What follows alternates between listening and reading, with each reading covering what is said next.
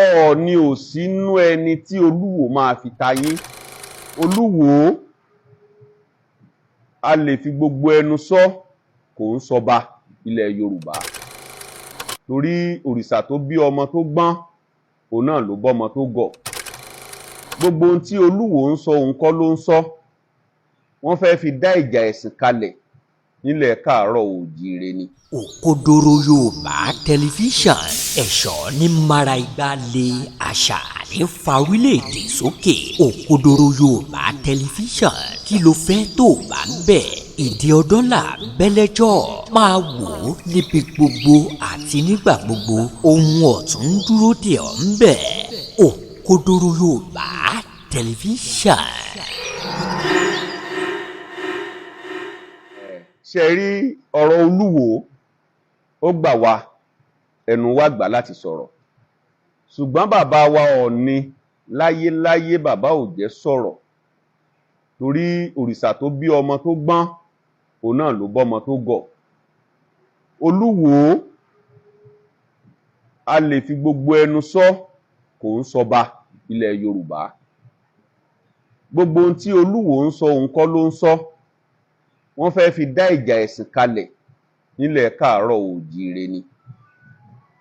Ọọ̀ni ò sínú ẹni tí Olúwo máa fi ta yín. Torí Ọọ̀ni sọ, èmi náà gbọ́ pé tó ń sọ pé òun lòun fọ Ọọ̀ni jẹ, òun ló rán Ọọ̀ni lọ́wọ́.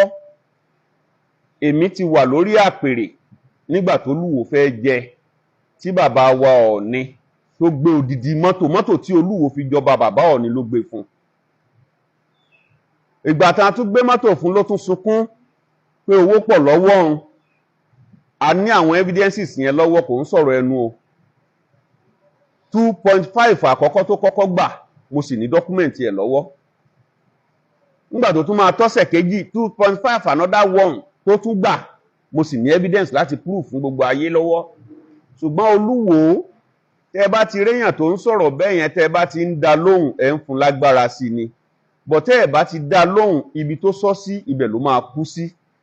Olúwo ò ń ṣe ẹnìkan tí yàn lè máa bá, ẹni tó bá jẹ́ ọlọ́gbọ́n ènìyàn nílẹ̀ Yorùbá á mọ̀ pé Olúwo ò sí lára ọba ilẹ̀ Yorùbá. Is there for figurehead. Ọba tẹ́ bá dẹ̀ ti rí tó bá ti ń mùmùkúmù, tó ń fa igbó, tó ń lá gbogbo oríṣiríṣi tí wọ́n ń lá yẹn, he have no any recognition to give him. He have no any respect. So we should just be looking at him, because Ọọ̀ni òun sẹ́ni tí èèyàn máa fi ta yín. Aníyìkáyé là ń pè lọ́ọ̀ni.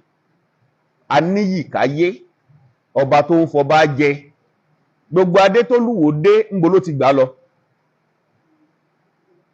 Obìnrin kan ṣoṣo tó jẹ Lúwo, ńbo ló ti jẹ́? Is it not in Ifẹ̀ here? So what are we talking about? Tó Olúwo bá wá ń fìfẹ́ ta yín lénìí, ó dàbí ọmọ torí bàbá ẹ̀ fi tí bàbá ẹ̀ sùn, tó yẹ pé bàbá tó bí lọ́mọ, kíní bàbá ẹ̀ wá yọ sẹ́yìn, ó wá lọ́bẹ̀, ó lọ ń tampin, ibi tó gbà wá ló fẹ́ gbà lọ. So Olúwo ò ń ṣe nìkan tó yẹ kẹ́ máa gbé bàbàrà tẹ́ bá gbọ́ nǹkan kan tó sọ sórí afẹ́fẹ́.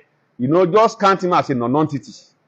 It's not the type of person tí yàn kẹ́ lè máa listen sọ. Tẹ́ bá ti tẹ fóònù yín, tẹ́ rí lórí social media, ẹ wave ẹ̀, ẹ wá tẹ̀ sókè kẹ́ jẹ́ kí òun yẹn kò sínú ẹni tí a gbọ́dọ̀ listen sọ̀rọ̀ ẹnu ẹ̀, because amugbó ni. Ẹ ṣé. Ẹ jẹ́ ká wo ìhà tí bàbá wa Ọọ̀ni kọ sí ìgbélárugẹ àṣà àti ìṣe ilẹ̀ Yorùbá. Ó dà pé ẹ fẹ́ tọ́ sóbì àlẹ́pọ̀n nìyẹn, because káàkiri gbogbo àgbáńlá ayé ni wọ́n ti ń praise bàbá. I just came back from America last week, about 5-6 days. Okay, you saw it. Ara àṣàlẹ̀ Yorùbá ni bàbá Ọọ̀ni rán èmi, Àràbà, Ọwọ́ Erédùmí àti Sàlù Ẹdún Àbọ̀n tí mo lead group yẹn lọ. Ara àṣàlẹ̀ Yorùbá ni bàbá ní ká lọ gbéga nílùú òyìnbó.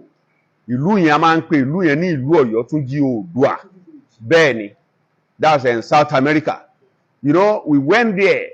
Ọba wọn papòdà ní last year July. Láti jẹ ọba míì, ó láwọn ohun àṣà tá a gbọ́dọ̀ ṣe nínú ìlú yẹn. Gbogbo àwọn òyìnbó yẹn ló dẹ̀ yí wa kó tán cooperate pẹ̀lú wa.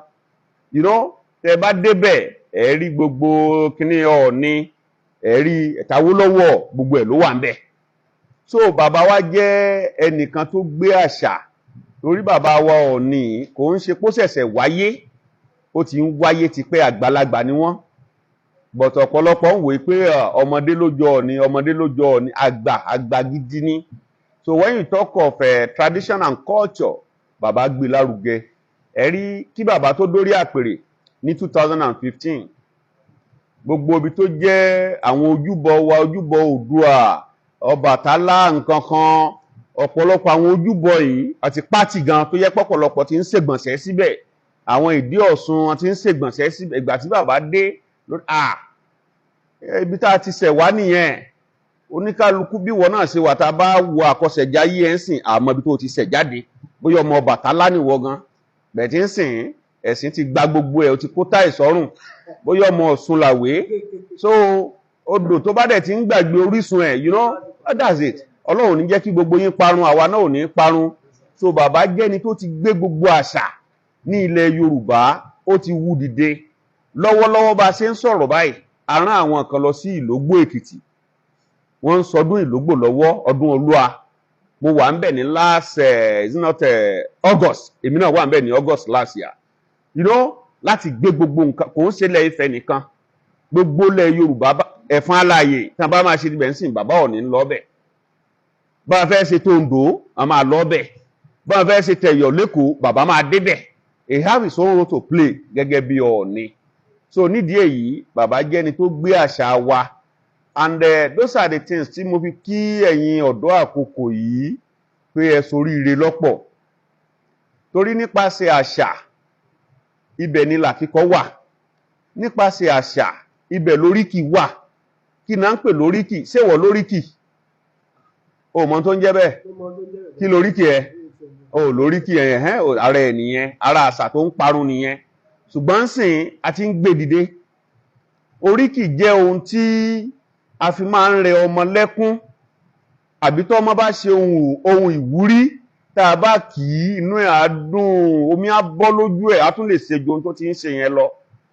Tá a bá rọ́mọdé tó ń sọkún, you know, àmọ́ tó ṣe tí ìyá ẹ̀ bá gbé, wọ́n á kí oríkì bọ́ lára. Tán bá ti ń kì táǹkì, á bẹ̀rẹ̀ sí mí sínú, á máa mí sókè, á máa mí sí inú ẹ̀ ń dùn nìyẹn pé ara ẹ̀ ń balẹ̀ torí pé wọ́n kì lóríkì.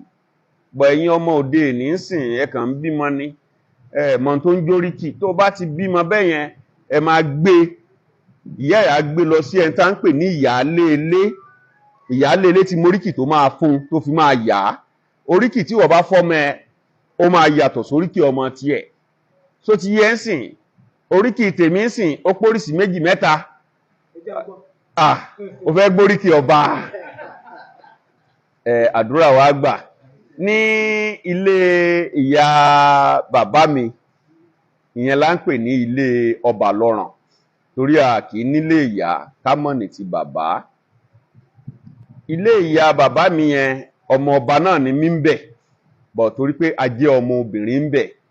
Tán bá máa kì mí ń bẹ̀ yẹn, wọ́n á ní gbágìrì, òríjà mọ́kọ̀, ajẹgba àkàrà mọ́mú mi, orí ìjà, ẹni tó ríjà tí ó kọ̀, arógun mátìdí náà ń pè bẹ́ẹ̀, pé kò sí irú ogun tó lè dìde kò ní í sá.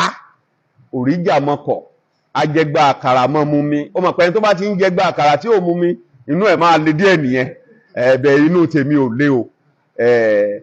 Nílé bàbá mi ń bí ọmọ ọ̀rún tó lómi méjì tó tìkù mọ́kàn, eléyìí tá a tìkù mọ́, you know, oríkì yẹn ṣe lọ nìyẹn. Tá a bá ti wá ń kí àwọn oríkì yẹn, kò sírú bí tension yẹn ṣe lè high tó, lára ẹ̀, it will calm down, it will gradually, you know, orí ẹ̀ máa wú pé èmi ni wọ́n ń kì báyìí, you know, ìwọ gan feel important pé no, kó wà recognize. So those are the things. A máa dá àṣà yẹn padà báyìí o, ẹ gbọ́dọ̀ lọ sílé yín pé mọ́mì mi kí lóríkì mi gan.